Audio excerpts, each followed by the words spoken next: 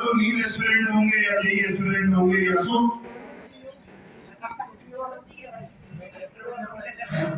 या सोच रहे होंगे कि मेरे को एक दिन जाके नीट फाइट करना है, डॉक्टर बनना है, इंजीनियर बनना है।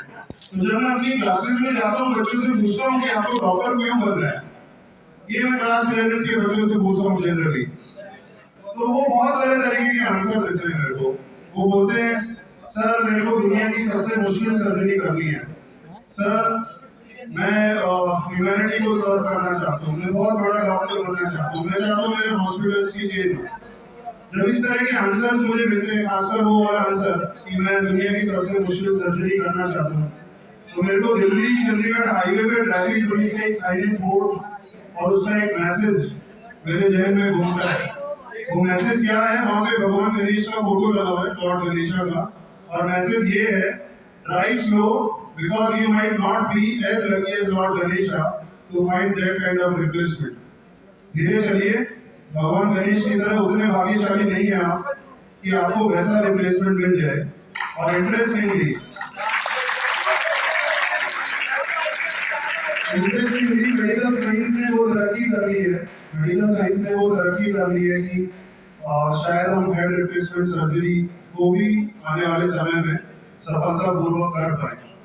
सिमिलरली जब इंजीनियरिंग के बच्चों से पूछता हूँ कि आईआईटी जाना है, क्यों आईआईटी जाना है, बहुत तरह के आंसर्स मिलते हैं कि सर मेरे को ऐसा सॉफ्टवेयर बनाना है जो कभी बना ही नहीं, सर मेरे को पानी पे चलने वाली कार बनानी है, सर मेरे को ये करना है, सर मेरे को वो करना है। ट्रूली सही मुझे बहुत अच्छा लगता है बच्चों से जब मैं ये आंसर सुनता हूँ। बट ये जो सारे सपने हैं, ये जो रास्ता आप लोगों ने चुना है ना, इस रास्ते में आगे बढ़ने के लिए और मंजिल आपके हाथ में हो उसके लिए बहुत सारी चीजें लगती है। It takes lot of things। वो कहते हैं ना कि 2 साल की यात्रा में बार बार गिरोगे, बार बार उठोगे, बहुत बार लगेगा मुझसे नहीं हो रहा, बहुत बार लगेगा कि यार चल क्विट कर देता हूँ मैं। तो ये जो जर्नी है ये बहुत सारे अप्स एंड डाउन से भरी होगी, बहुत सारी बातें हैं, बट मैं कुछ इंपॉर्टेंट पॉइंट्स आप लोगों के साथ शेयर करना चाह रहा हूँ, ध्यान से सुनिएगा। सबसे पहली चीज जो मुझे लगता है to move ahead, to get what you think, वो जो सबसे पहला पैरामीटर मुझे लगता है ना, वो होता है पॉजिटिव माइंडसेट। कि हम कितना पॉजिटिवली सोच पाते हैं विकट से विकट परिस्थितियों में भी, क्या हम अपने आप को बैलेंस अप्रोच दे पाते हैं। और जब मैं बोलता हूँ पॉजिटिव माइंडसेट, तो मैं कुछ सालों पहले ऐसी किसी गैदरिंग में था और एक बहुत अच्छे स्पीकर थे, उन्होंने कुछ लाइन्स, कुछ एक वृतांत, एक कहानी सुनाई थी। वो कहानी मैं आप लोगों के साथ भी शेयर करता हूँ। 2 मिनट की कहानी है, बीच में शोर नहीं करेंगे तो ध्यान से समझ में आएगा। अरब में एक सुल्तान था और सुल्तान के दरबार में एक दिन 2 कैदियों को लाया गया। बड़ा संगीन अपराध था उनका, तो सुल्तान ने उन्हें फांसी की सजा सुनाई। जब फांसी का दिन आया, चलो कल फांसी देनी है, उसके पहले दिन सुल्तान ने दोनों से पूछा, क्या कोई आखिरी ख्वाहिश है आपकी?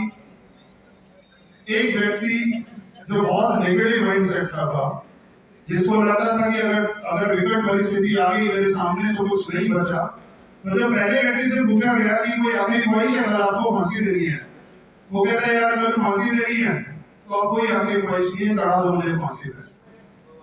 दूसरा व्यक्ति, देखना अभी पॉजिटिव माइंडसेट का रोल, दूसरे व्यक्ति से पूछा गया कि कल आपको फांसी दी जा रही है, कोई आखिरी ख्वाहिश है? वो कहता है हाँ।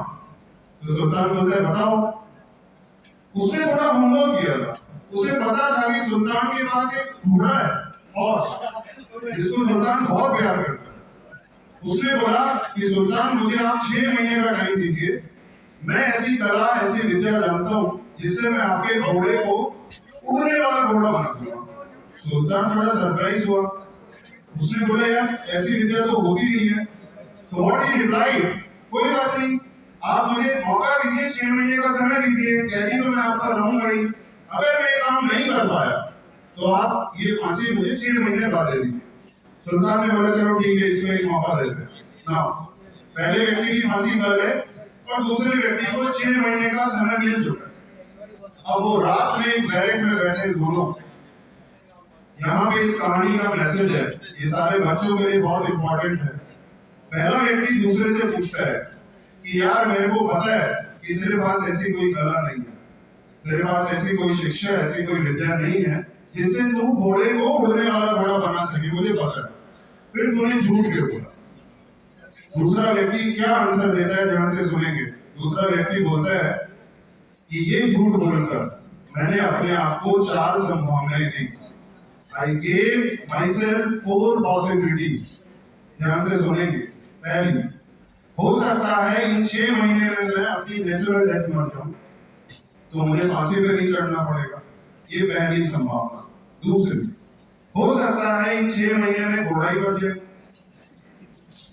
ये दूसरी संभावना। तीसरी, सुल्तान कौन सा जवाब है? हो सकता है इन 6 महीने में सुल्तान ही मर जाए। और चौथी सबसे इंपॉर्टेंट, हो सकता है मैं घोड़े को उड़ा ही दूं। ध्यान से समझिएगा, इस कहानी का मैसेज क्या है कि बहुत विकट परिस्थिति में भी उसने अपनी अप्रोच को कितना बैलेंस रखा, और कम से कम उसने अपने आप को 6 महीने का टाइम दे दिया जिसमें ये सारी संभावनाएं हो सकती थी। तो मैं आप लोगों से आज ये प्रॉमिस चाहता हूं कि किसी भी परिस्थिति में, मैंने कहा ना ये 2 साल की जर्नी, ये 2 साल की यात्रा बहुत आसान नहीं रहने वाली है आप लोगों के लिए। बहुत बार ऐसा होगा, सर मुझे फिजिक्स में ये चैप्टर समझ नहीं आ रहा, ये टॉपिक समझ नहीं आ रहा, न्यूमेरिकल प्रॉब्लम सॉल्व करने में बहुत तकलीफ होती है। बहुत बार टेस्ट में कम स्कोर आएगा, लगेगा कि नहीं यार मुझसे नहीं हो रहा है। वहां पर you need to give yourself a balanced approach. एक ऐसी अप्रोच आपको देनी पड़ेगी, ठीक है मुझे अभी समझ नहीं आ रहा, I should talk to my teachers, मुझे बात करनी चाहिए, मुझे इस चैप्टर पे फिर से कोशिश करनी चाहिए।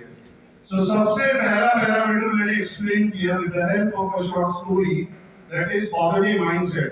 कि कोई भी परिस्थिति हो आपके सामने, अभी तो आप लोग इनफाइनाइट एनर्जी रखते हो यार, जैसे जैसे उम्र बढ़ेगी एनर्जी कम होगी, बट मेरा ये मानना है ये जो यूथ है 17, 18, 19 साल, 16 साल की एज में, इस एज में इनफाइनाइट एनर्जी होती है।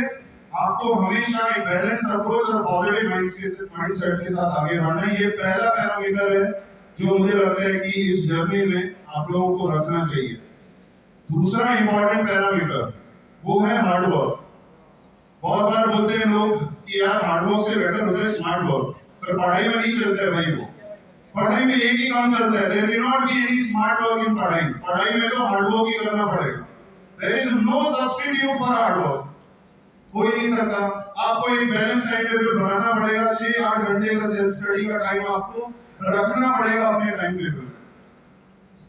सेकंड पैरामीटर मैंने बोला hard work. Third parameter self belief and confidence. आपको अपने आप पे भरोसा होना चाहिए। एक व्यक्ति सड़क किनारे से गुजर रहा था, उसने देखा हाथियों का एक झुंड है, बड़े बड़े हाथी है, और सबको एक पतली सी रस्सी थिन रोप की मदद से एक नेल से बांधा गया। He got surprised, बड़ा आश्चर्यचकित हो गया वो। उसने सोचा इतना ताकतवर हाथी है और इतनी पतली सी रस्सी को तोड़कर ये अपनी फ्रीडम नहीं ले सकता क्या? तो उसने वहां जो हाथियों का ट्रेनर था उससे पूछा कि यार ये क्या बात है, 100 से ज्यादा हाथी हैं आपके पास, सब ताकतवर बलशाली, और वो उस पतली सी रस्सी को भी नहीं तोड़ पा रहे। आप ध्यान से सुनना, उनका आंसर क्या था कि जब ये बहुत छोटे थे, इनको इसी रस्सी से बांधा जाता था। एंड ओवर द टाइम इन्होंने क्या अपने अंदर विश्वास पैदा कर लिया कि हम इस रस्सी को नहीं तोड़ सकते। समझ रहे हो आप? जब वो बहुत छोटे थे तब हम इनको इस रस्सी से बांधा करते थे, रस्सी अभी भी नहीं बदली वही, क्योंकि इतने समय के जर्नी में इनको ये भरोसा हो गया कि हम इस रस्सी को नहीं तोड़ सकते। तो भैया आप लोगों को, बच्चों के लिए मैसेज है, ऐसे किसी रस्सी से नहीं बंधना है। अपने आत्मविश्वास को, खुद पे भरोसे को हमेशा कायम रखना है। ये सिर्फ इन 2 साल के लिए नहीं, ये पूरी लाइफ के लिए भी जरूरी बात है। तो थर्ड पैरामीटर मैंने बोला self belief and confidence. Fourth parameter be respectful for your parents and your teachers.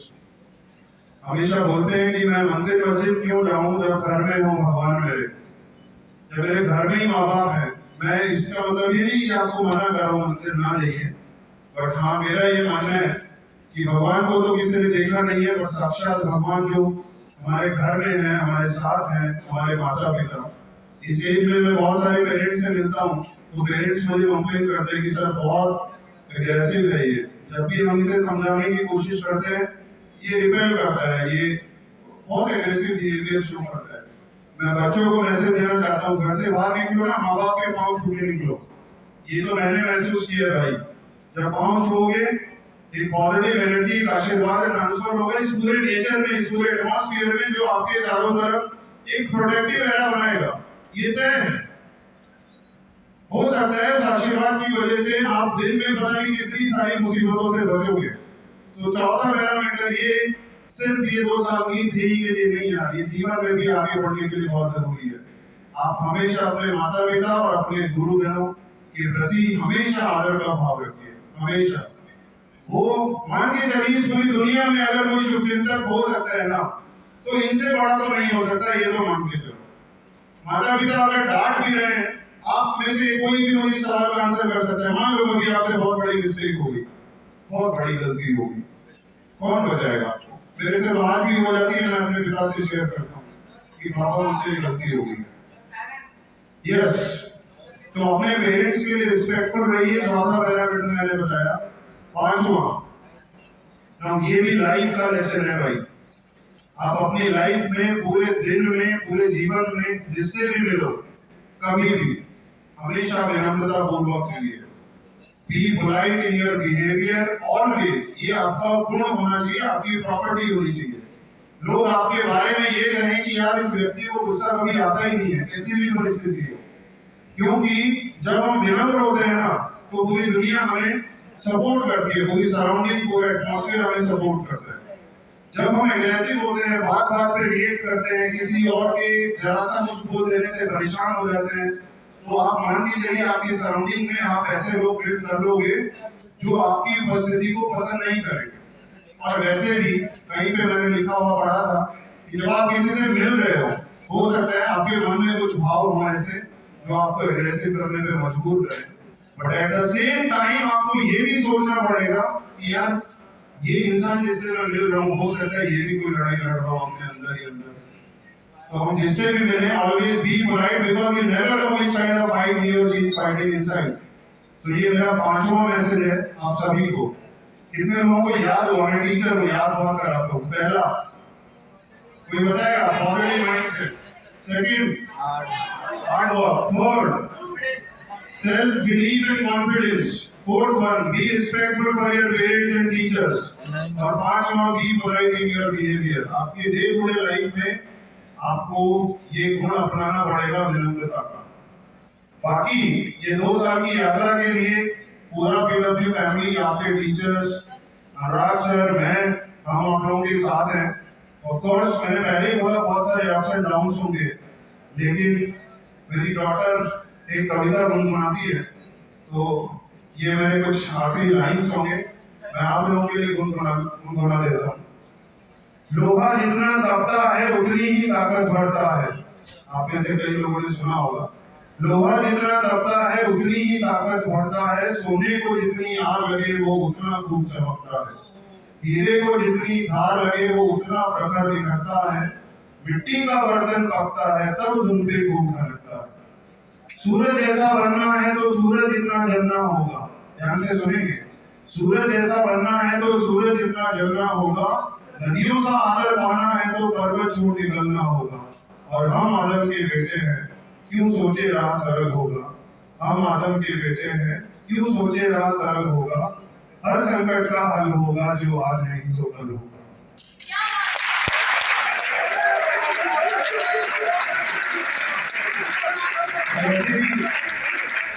वैसे भी बोलते हैं ना, कर्म में अगर सच्चाई है तो कर्म कहाँ निष्फल होगा। कर्म में अगर सच्चाई है तो कर्म कहाँ निष्फल होगा। हर संकट का हल होगा जो आज नहीं तो कल होगा। तो आप सबको मेरी तरफ से, पूरे PW परिवार की तरफ से all the very best for your journey. जो आप आगे इन 2 साल में जो करने जा रहे हो, मैं ये भी दुआ करूंगा, प्रार्थना करूंगा भगवान से कि आप सब लोग सफल हो। क्योंकि एज अ टीचर इतने सालों में मैंने एक बात सीखी है। मेरे लिए जैसे फॉर एग्जाम्पल एक बैच है 50 बच्चों का, ये बहुत सिंपल सा मैसेज है, सारे टीचर्स कनेक्ट करते हैं इससे, क्योंकि रोज उन्हें ये सब देखना पड़ता है। 50 बच्चों का एक बैच है। एक परिस्थिति ये है कि 50 बच्चों में से एक बच्चा मान लो ऑल इंडिया रैंक 1 आए, बाकी 49 बच्चे सेलेक्ट ना हो। और एक दूसरी परिस्थिति है कि 50 बच्चों में हमें कोई टॉप रैंक ना मिले, लेकिन अगर हमने 50 में से 40 बच्चों के लिए रास्ता बना पाए, मैं हमेशा दूसरी परिस्थिति के साथ खड़ा हूं और ये बीडब्ल्यू परिवार।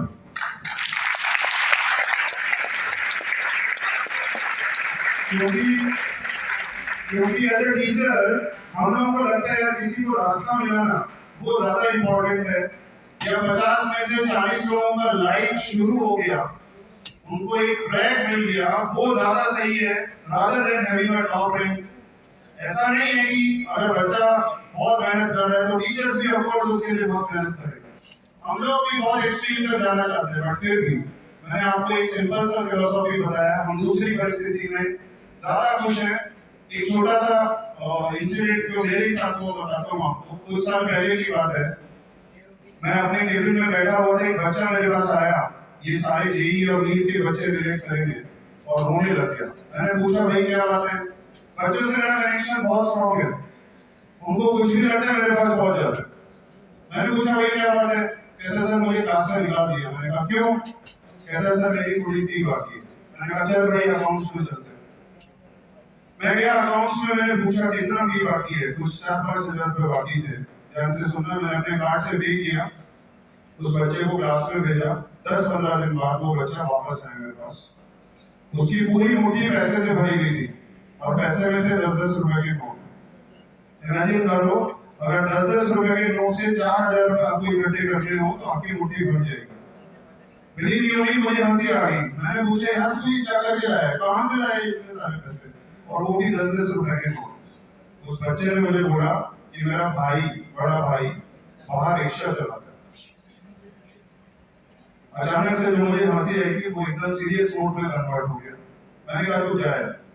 कहता नहीं सर, बड़ा खुददार था।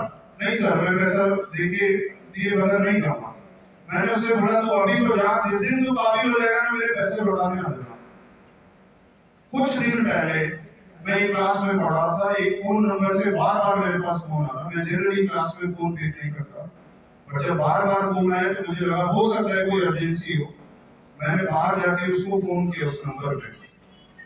उस बच्चे ने, वो वही बच्चा था, आईटी कानपुर में पढ़ रहा था, और he got placed in a big software giant. उसने मुझे बताया कि सर मैं वो आपके 4-5 हजार रुपए लौटाने आ रहा हूं।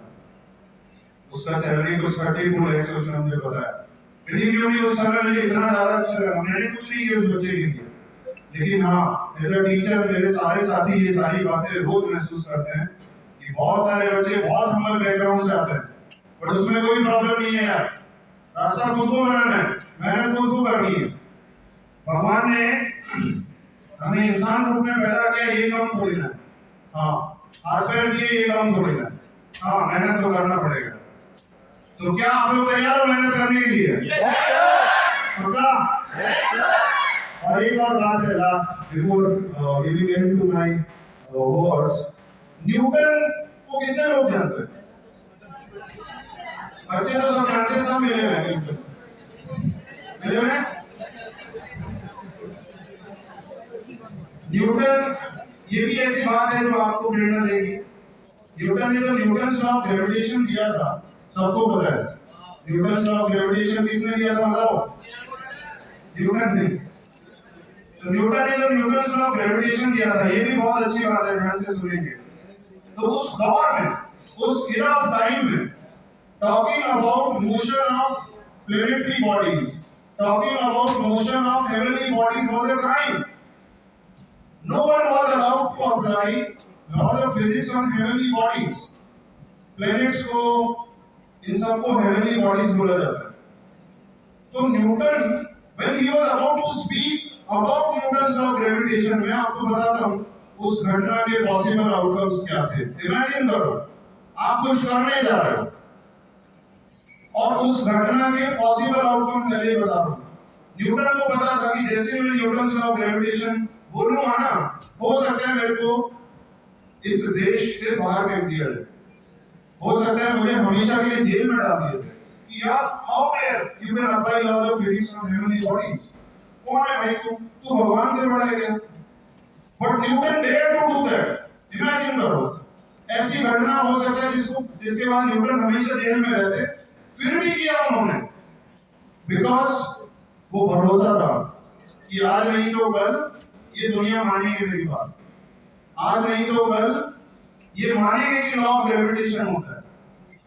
और आज 400 साल से ज्यादा का समय हो गया न्यूटन लॉ ऑफ ग्रेविटेशन आने के बाद। सारे फिजिक्स पढ़ते हैं बच्चे समझते हैं कि पूरा इलेक्ट्रॉनिक कम्युनिकेशन सिस्टम जो है that is based on satellites, और हम लोग सैटेलाइट, प्लैनेट्स, इन सब के बारे में जान ही तब पाए जब न्यूटन लॉ ऑफ ग्रेविटेशन आया। सोचो इंसान को आए तो लाखों साल हो गए और हमें पता चला 400 साल पहले।